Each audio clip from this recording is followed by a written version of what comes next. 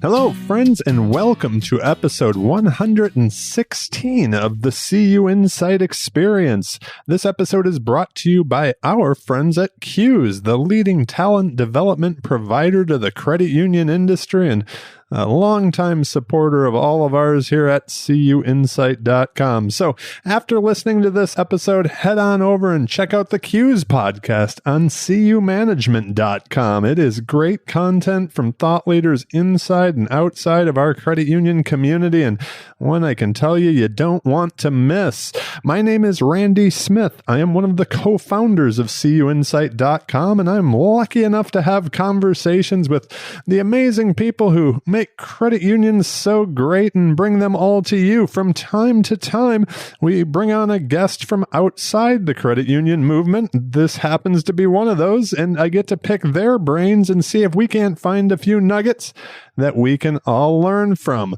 My guest on today's show is Kevin Bethune. Kevin is the founder and chief creative officer of Dreams Design Plus Life. He also happens to be our next keynote at the upcoming Mini-Con, which you can find out all the information you need to register for you or your credit union. That'll be a link in the show notes, or just, Google CUInsight Mini-Con and you will find it. There was so much to talk about with Kevin. I'm telling you, he has an impressive background and career journey that's brought him to where he is today. That includes in working in the nuclear energy sector as an engineer, moving on and designing shoes at Nike. And I'm telling you, there was just a ton of business experience all around that. You can check out and find out more about Kevin and his firm at his website linked in the show notes. We talked a lot about blending that digital experience with our service models and unlocking the human potential to create an empathetic and holistic experience for our members. It sounds right up our credit union alley, doesn't it? We also got into leadership lessons that he's learned throughout the course of his career and what he picked up from a couple important mentors in his life. Of course, we wrapped up the show and had a little bit of fun with the rapid fire questions. I think you are really going to enjoy this one and get some of those nuggets to take away. So, without further ado, I give you my conversation with Kevin Bethune. Enjoy. Kevin, welcome to the show.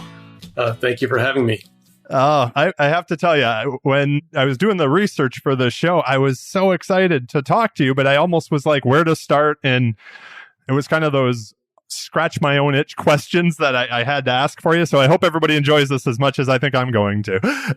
Awesome. So thanks again for being here. I'd love to start with the strategic design, industrial design, unlocking the human potential that you talk about on your site. If you could, just to begin there, you're sitting down with a client for the first time. What's that question that you asked to get the discussion going? Where do you start when you're looking at that huge, big picture? No, it's funny. Usually when I'm engaging a potential client or a client for the first time, they may have a presupposed intention of why we're at the table. Maybe they thought of my business or me as an individual for a particular design opportunity. But my first question to them is always, who are you serving? And I know it sounds like perhaps a cliche point to start, but usually there's so much to unpack in terms of what the client business is actually doing in terms of how it serves. Who are they serving? Who do they think their customers are? Who do they not yet have as a customer but want? And so we have to usually start a conversation there around the convictions of who are they serving, and then we can expand the problem solving from that first point. I bet that's going to resonate with a lot with the credit union folks. I know from conversations that many times it starts with the member. Who are we serving? And sometimes when we get away from that, we need to bring ourselves back to it, right? So this is going to be good. Something else that I was excited to ask you is you've worked with so many household names in multiple industries. For that credit union leader or CEO that's listening today, what are some of those common mistakes that you see when people are blending the digital experience to the human experience? Maybe that in-person thing. In credit unions, we were used to branches for so long. Now we all talk digital. Yeah, no, I think every industry is heavily focused on digitization. if you want to call it that. And for credit unions, I think there's just a lot of gold in what credit unions sort of stand for already around, community, serving people, empowering people to save, have better financial health, education, these kind of things.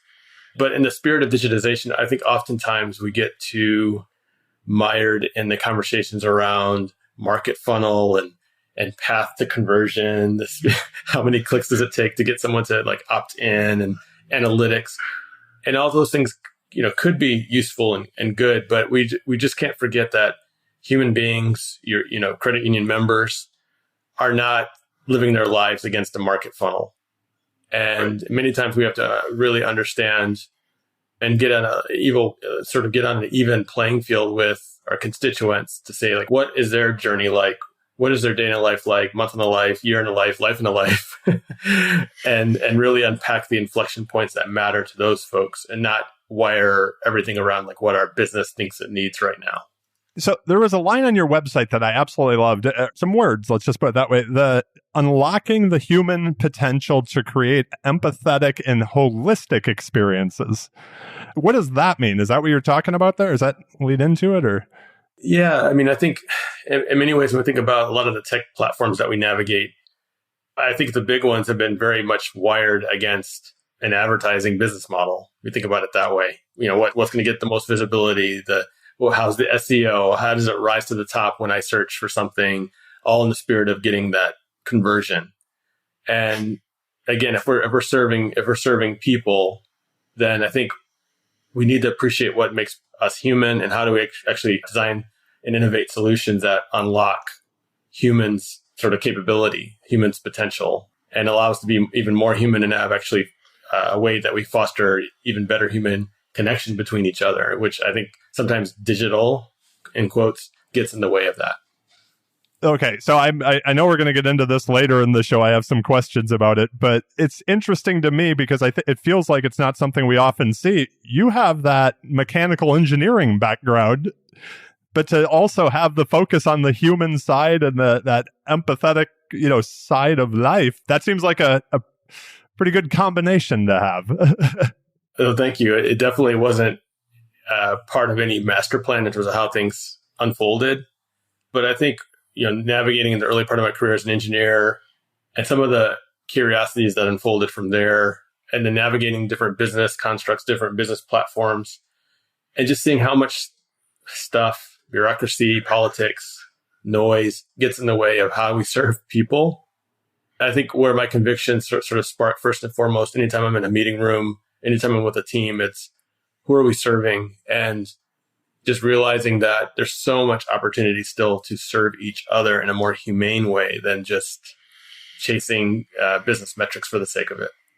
I'd like to stick just for a minute with the digital experience. Any hacks that you have to share with our listeners that are trying to get it right? Like when you think of the best practice or a company that you've worked with who's doing it well, what are they doing better than everybody else?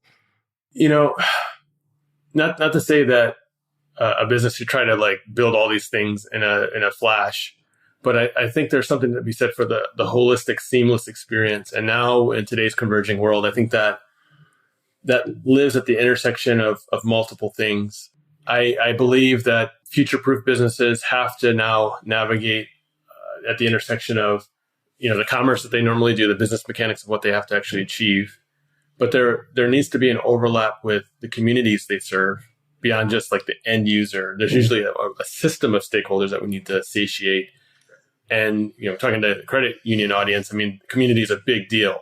So how does community intersect with the business more meaningfully? And then there needs to be a glue between the actual products and service affordances that, whether it's, an ATM or a branch or whatever the affordance might be, to give people confidence that they should transact on your platform. Content needs to be a helpful glue between the commerce engine, the community engine, and the content, needs to be a muscle that needs to be heavily invested in to keep people satiated, satisfied, confident, and maybe they need to have some education as a part of that to achieve a level of confidence so that they can actually engage your platform with some level of trust and understanding. Yeah. That makes a ton of sense. To shift gears a little bit, one of the things I noticed over the past, let's say, year and a half, for many of us, is that idea of we spend a lot of time putting out fires, really having to transform our businesses. I'm sure you do a lot of speaking, and I'm sure it was a lot more on site than it was, pre-pandemic. So across the board, we all had to, I'm almost sick of hearing the word pivot, but we had to pivot, but we also had to just do it quickly. As we now get further along in this process and I know a lot of people are talking about making that space to think through strategically. A year from now, 2 years from now, 3 years now. Anything that you're doing or like hacks that you have for the listeners on how to make the space to think strategically long-term? Again, when I was looking at doing a little bit of homework, I'm like, you have to be thinking 2 steps ahead of everybody that you're talking to, I would think, as far as educating them on what's to come and what that experience looks like. No, it's a really good question. I think in many respects, I think we can all agree that the level of change that we've observed over the last couple of years has been faster than anyone has predicted, and as well as the pivots and uncertainties and unfortunately the disastrous phenomenon that we've witnessed has happened much faster than anyone could have anticipated. So is there any safe platform that's immune from disruption or immune from like radical change? I think not. No matter what type of job you have, what type of career, what industry you're in, we are all susceptible to the winds of change. But I think all the more reason for us to actually invest some calories in our busy days to think ahead of like, where are the people we're serving? Like, what do they actually care about? What is their value criteria? And something I've been exposed to in my career, probably the second half of my career, has been this notion of value migration. So, okay, there's one thing to track like what human beings care about, no matter what you're studying.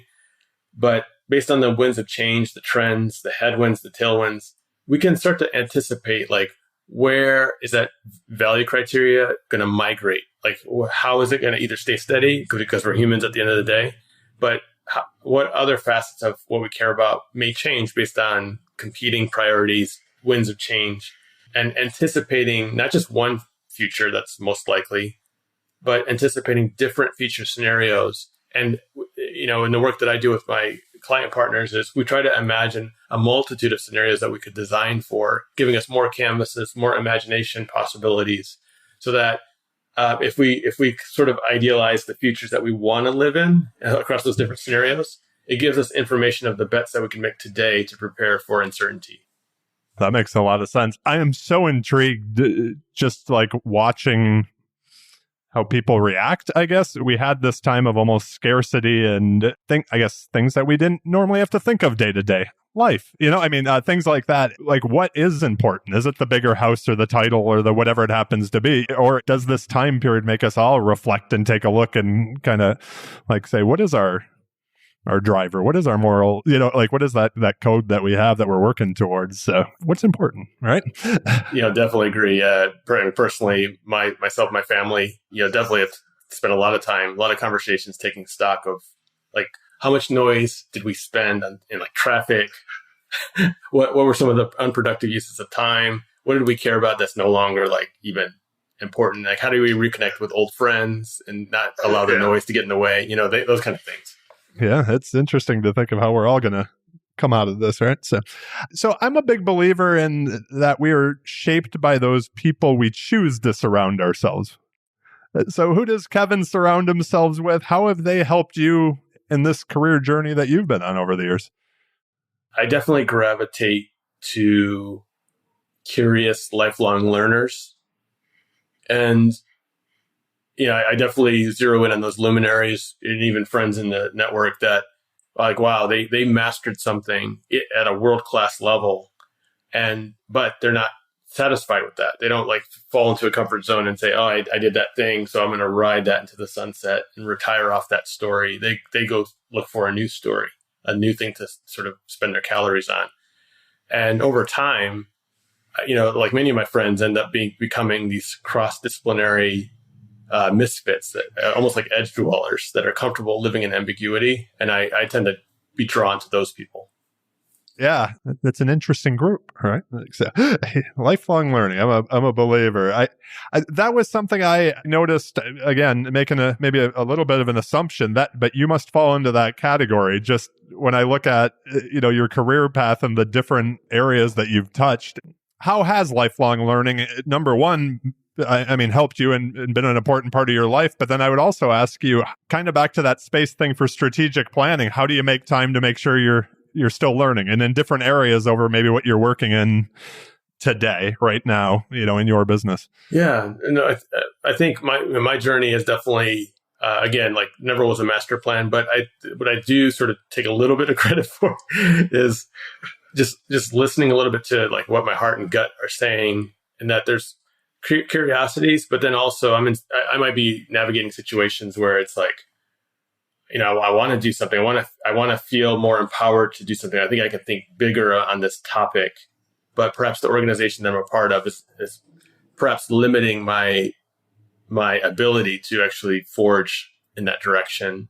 But again, like the world is saying there's a need there, and I do have some potential to go in that direction.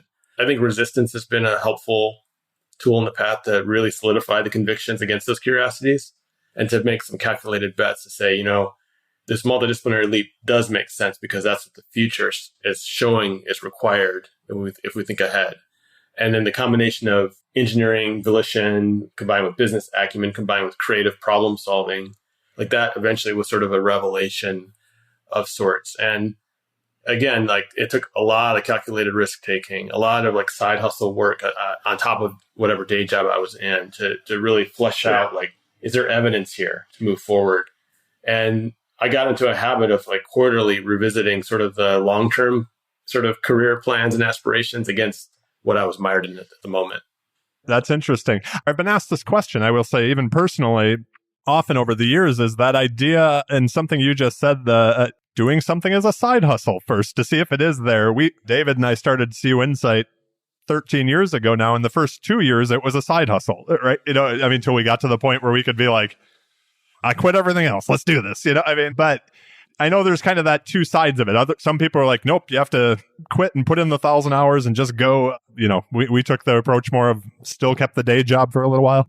Where do you fall on that? Or do you think there's one right answer, I guess? Or I think to your founding story, and I congratulate you on the investment that you made over the years to get here, it takes evidence finding first. And in many ways, I think everyone should look at their career as theirs. It's not the brand, it's not the bank or the platform, the credit union.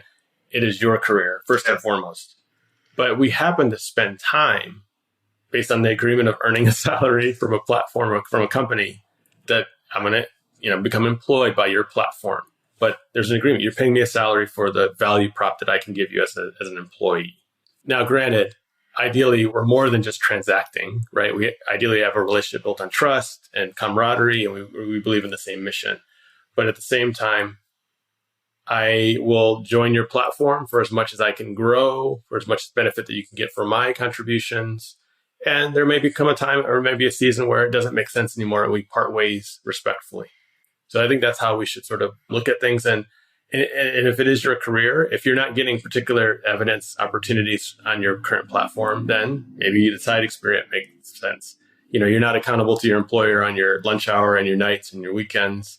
So there's always, something to be explored against the curiosities that you have. And again, like, don't just jump from a platform just because you're a little bit frustrated. Like, what can you learn? How can you grow? I like that. I think it's interesting because we've all seen the articles recently of people are moving careers. We've had time to figure out what was important to us, and there seems to be a lot of activity out there. So I think a lot of people are probably asking that question of themselves. I like the way you use platform. Are you on the right platform for your career? That's good. And I think this kind of follows along with this. But one of the things I've always thought about credit unions is it's not tough to find purpose. As a community financial institution, a cooperatives. How do you personally and professionally make sure that you're staying, purpose driven in what you're doing? Good question. I think around purpose, I almost like translate that to promise. And whether it's a client partner or, and if I reflect from the past when I worked for a company, I think there's a little time for us to sort of pontificate around platitudes and values. because, we're busy. Like there's agendas, there's critical path that we need to accomplish. But what I do at least try to carry in the work to sort of test, are we all on the same page? Is for any iteration of product, service, any innovation idea that we have, really, first and foremost, trying to surface the guiding principles that matter to the conversation at hand. So it's not enough. I tell my, any designer that I'm serving as their leader for, I try to tell them like, hey, it's not enough to put your wireframe on the board and expect people to get it and you sit down. You got to stand up, tech that iteration up, but I also want to see them teching up the bullet list of guiding principles of convictions for the person that we're serving. Like, why are you supposing this iteration? Let's talk through those bullet points while we're talking through the wireframe or the product sketch or whatever it might be. And then even that's not enough. You also gotta help the team understand the feedback that you need to move to the next iteration. And so feedback suggests like, okay, where are we even in the process? What feedback is actually going to help you move the iteration? It's not about like button color at this conversation. We're talking about perhaps a strategic imperative. Let's get grounded and aligned. And again, do those guiding principles match the convictions and values that matter for all of us? And if there's a cognitive disconnect there, then we got a problem that we have to sort through. Absolutely. A question I was interested to ask you, just from the blimp level, right, is in credit unions, we've seen a ton of disruption from maybe non-traditional players, whether it's Apple or Amazon or whoever it happens to be, right? Is there something you think credit unions in particular need to do different going forward or better to stay relevant in financial services? Yeah, I think it links from our earlier conversation around the intersection of commerce engine and community and content, thinking about things holistically. But again, you can't build all that overnight. And so for credit unions, I think the first thought that comes to mind is like, how do you show up when it matters to your member? And not thinking about it as a market funnel to what's going to help the credit union dynamics. It's like, how are you going to help that person in their journey? And I think about it across three sort of points. The first is, how can a credit union show up, whether digital or physical, show up and actually provide an avenue of new utility? Like, oh, maybe I'm a solopreneur now. I'm a solopreneur in a pandemic. One could argue there's a rise in solopreneurs. So how could you show up and create a path of utility to help those folks understand like what financial instruments can they use to open up a business avenue or opportunity? Second, with all this information and data impinging on us from every direction, how can the credit union parse through the noise and curate information that's going to give that person confidence to step forward? And then lastly, did you show up when it mattered to me and not your market funnel? What inflection point am I navigating? Maybe I just graduated from college, or maybe I just jumped from a big tech company and I'm going to try my hand at a freelance opportunity. How are you showing up for me when it matters to me? And because you showed up when it mattered, now there's an emotional, like, deeper connection. Like, we've actually established a moment of truth across utility, information, relevance, and emotional resonance. Now we have something. And did that moment, were you able to crystallize that moment, codify that moment, and actually extend that moment to other members as well? Oh, that's beautiful.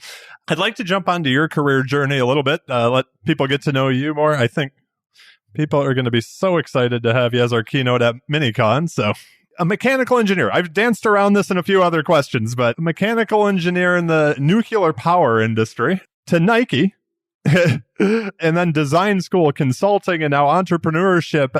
This goes back to that lifelong learning. But two questions. Like, one is, like, what was your inspiration as you moved through your career? And now that you've been, I saw like since 2018, you've been, on your own. Has the inspiration changed now that you're, I don't want to say dependent on yourself, because as entrepreneurs, we're all dependent on our partners and who we work with, but the buck stops with you. That's it, right? So has that inspiration changed at all? I think the common thread through those different experiences is, again, boils down to curiosity. So that has been a steady constant. But I think through the different chapters, whether it was engineering and then the business and the Nike environment and discovering design in the Nike environment more concertedly and making the decision to quit my Nike job where everyone thought I was nuts for doing so, to go back to school for a second dose of grad school, And I was also married at the time. My son wasn't even one when we quit our Nike jobs to move down to LA. Oh, both of you did? Yeah. So my wife was a Nike employee eventually too. And so my wife and son are actually the real heroes of my story, because they could have easily just said no. Like, we got family pragmatic things to prioritize. But they saw something in the Kindle of like what I thought as a vision for myself. And they invested more than perhaps I could claim investment in this journey. So yeah, they're my unsung heroes. But I think the snowballing of experiences all point to the convictions around like, where's the future going? And I'm a big believer that multidisciplinary convergence is the currency of where the best ideas will come from. Is there something that people that have worked with you, partners of yours, that they've heard you say so many times, they can finish your sentence? Probably the last phrase of what I just said. The multidisciplinary collaboration is the currency that will drive future innovation. I love it. Is there a myth about being a great leader that, you wish you just never heard again? Yeah, that a great leader, you have to be the strong voice in the room. I don't necessarily subscribe to that notion. I think a great leader serves. And many ways, the best leaders that I've had the privilege of working for were dedicated to really empowering and clearing the path for their people. And like even the better leaders among that lot, sometimes they led quietly by just showing what was possible. So if there was a really gnarly problem, they weren't afraid to roll up their sleeves and show the team through example of like how to do something. But they also knew when to like let go and give the team space to have the runways of opportunity themselves too. I think that's a real gift in a leader to do. Often I've found, and I've had this discussion with CEOs on the show, is we tend to, as people rise in their careers, it's because they do the good work. And then suddenly when you're leading people, it's no longer a one-person show, right? If you're trying to do that, you're not going very far without anybody else. So you mentioned your wife and kids. What is, outside of work, what do you do to recharge? What does that work-life integration look like to you? Definitely, we cherish the time that we could spend together as a family. I have one son who's 11. So I'm just, it's fun to see where his curiosity takes him, what he likes. And we try to invest in those things together as a family. Personally, it's running in the mornings. That's my outlet to sort of kill off the stress even before my day starts. I understand that. So what's your 11-year-old into? We have a 10-year-old here with us. So any and all types of video games. We recently built a PC together, so he's got a gaming rig, but he also likes to draw. He likes to engage in math, and piano. And piano, nice. So it wouldn't be the CUInsight experience without a few rapid fire questions. The questions are rapid. Your answers do not have to be. Is there something that you've said no to, maybe in your career or in life, that you're just so glad you did because things would have been much different if you didn't? It's funny. When I was navigating certain platforms as an employee, because I was wrestling with these multidisciplinary curiosities and maybe sometimes having license to explore that or not having the license and figuring out a different way.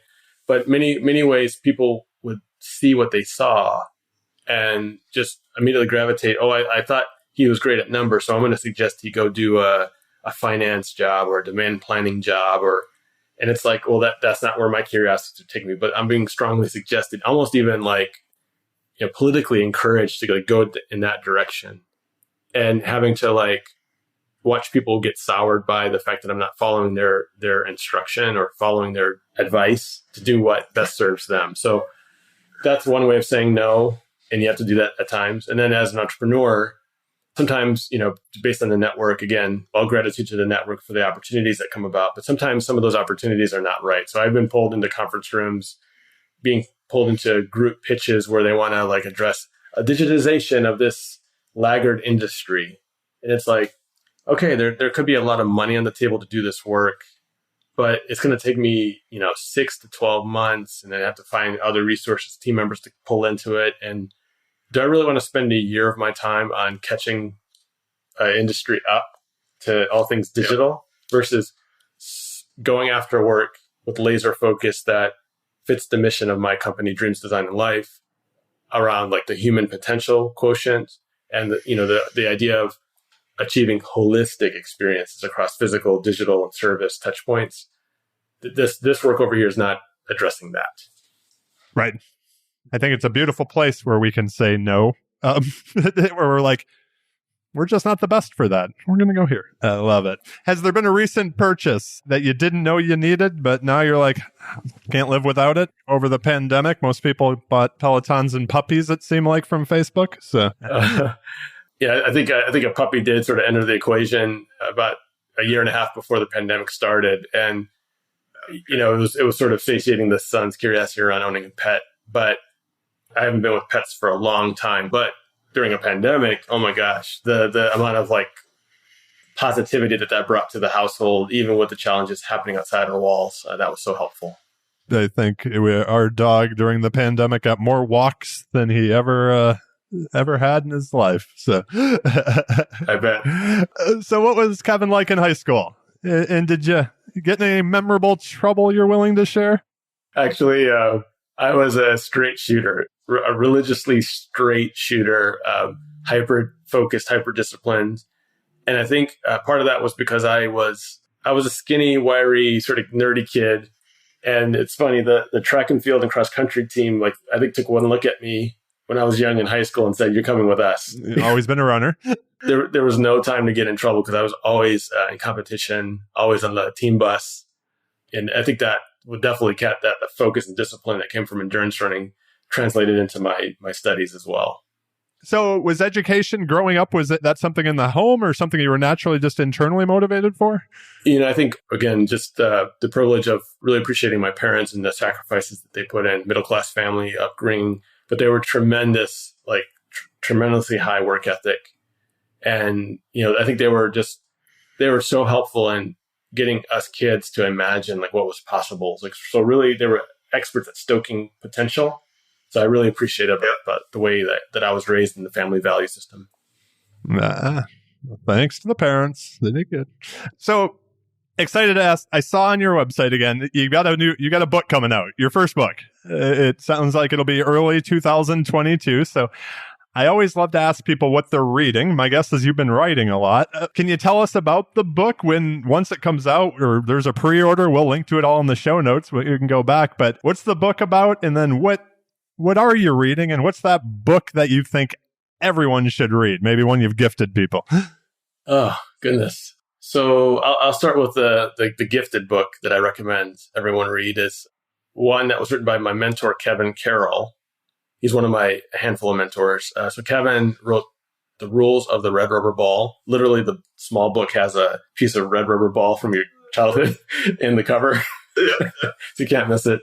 But that's just an amazing book that just opens your eyes to like how the pragmatics of, career and life navigation can commingle with creativity, and that you can actually tap into the imagination of what you had in your childhood, like rekindle that. And it definitely helps your life, personally and professionally. You are adding to my reading list. That sounds interesting. So. Kevin's great. And then the book itself, my first book, thanks to the MIT Press, the book is called Reimagining Design, with the subtext Unlocking Strategic Innovation. So this notion of reimagining design, it surprisingly, I think that the book journey of writing it started with sort of a design business framework book, like it would belong in the business section of like, how do you navigate business with design thinking and these kind of things. Right, was this book going to be another one of those? But through the writing, it actually turned into something radically different. The MIT Press allowed me to actually tell my story of multidisciplinary leaps, and even the challenges as a Black man navigating corporate America when it comes to diversity, equity, and inclusion in a positive sense in terms of like the perspectives that were gleaned in those experiences. I do surface those, and it gives individuals as well as organizations, new insight in terms of how they can think about their capability set and like how they can grow those capabilities or add to their capabilities to, leverage more cross-disciplinary muscles and thinking so that they can prepare for a better future. And ideally, they can also think about how are they wiring their teams to ensure that their teams are actually representative of the world as it continues to coalesce and converge. That is a discussion that we've had on the podcast quite a bit, is the idea of credit unions as community financial institutions and being part of the community. Does the leadership team represent the community? Does the board represent the community? And then even from the economic standpoint, is that what does the community actually need? So, I appreciate it. I'm excited to read your book. That's it. Is there a date that is coming or? So after this, I'll forward you the link. So the MIT Press has set up a marketing website. So that'll be informed as we know the cover design and all this stuff. But February 2022 is the launch day. Oh, that's awesome. Maybe we'll have to, when you're the keynote, give a few of them away to people on Mini-Con as well. They'll have to wait for them, but that's awesome. I love it. The random question. What's the greatest album of all time? That's a hard one, but I love music. I'd have to go with I Love Supreme by John Coltrane. Wow, that's a good one. Okay, now, scratch my own itch question. Your logo, is that because of your love of music? It looks like it's music. Many people pick up on that, yes. There was a notion of like a musicality of harmony in the logo around like human connection, human intuitiveness. How do we actually like create solutions in harmony with how human beings sort of behave and navigate? That's fantastic. Well done. The creative side, it's amazing. It's one of my favorite questions because of that idea that we all define success differently. Who's the first person that comes to mind when you hear the word success? One face that pops into mind is another mentor that I've had the privilege of working for a couple short times, was a man by the name of Dwayne Edwards, who is now the founder of Pencil Footwear Design Academy in Portland, Oregon. So when I met Dwayne, he was the footwear design director at the Jordan brand. And when I mentioned side hustles earlier, he gave me my first design opportunity because he had too many briefs, not enough designers. And he was willing to just have a networking chat to learn about my background and my interests. He gave me a little bit more time than most perhaps people would in a casual conversation. And he said, you know what, actually, let me look at some of your raw drawings outside of work. Like, let's see what you got. And he gave me a couple opportunities. Like, I'm going to hone your raw creativity. I want you to try to do it on real product. I'll mentor you through it. So I met with Dwayne early in the mornings for the better part of a year. I would meet him in the mornings. We would commiserate. We would go do our day jobs. I'd work on his stuff at night, and I'd show up the next morning, early in the morning, rinse and repeat. So through his mentorship, I was able to launch 2 shoes for the Jordan brand, thanks to Dwayne. I mean, and to watch his career and how he built a footwear academy. He had like more than $1 billion in footwear sales to his design pen. That's how prolific he was. But he decided to pivot his career around outreach and helping the next generation of footwear designers come up to speed, because most design schools don't necessarily address footwear concertedly and really help the industry. So he created an academic platform for the footwear industry, and his placement rate of all of his people going through his program is like, definitely above like 95%. That's insane. That's awesome. Wow. What a cool story. Appreciate that. I need to do more homework now. Well, Kevin, again, I want to be respectful of your time. Thank you again for being on the show. The last question I have for you is, do you have any final asks or thoughts you'd like to share with our listeners? No, I definitely just implore everyone to think about, you don't have to be a designer for this, what I'm about to say. How can you think about tapping into your creative acuities, your creative potential, and how you navigate your business circumstances? Like, how can you use creativity to string together new and different insights than maybe what you've been doing before? And how can that inspire, a new way to approach your business, a new way to approach your career even? So creativity can be a powerful tool for every one of us. That is the perfect way to wrap up. We will link to everything we talked about today in the show notes. If people have more questions of you, what's your poison? Email, Twitter, LinkedIn? How should people reach out? I'm pretty easy to find. If you just go to Kevin Bethune on any of the social platforms, you'll easily find me. But then also all social roads link to my primary website, which is dreamsdesignandlife.com.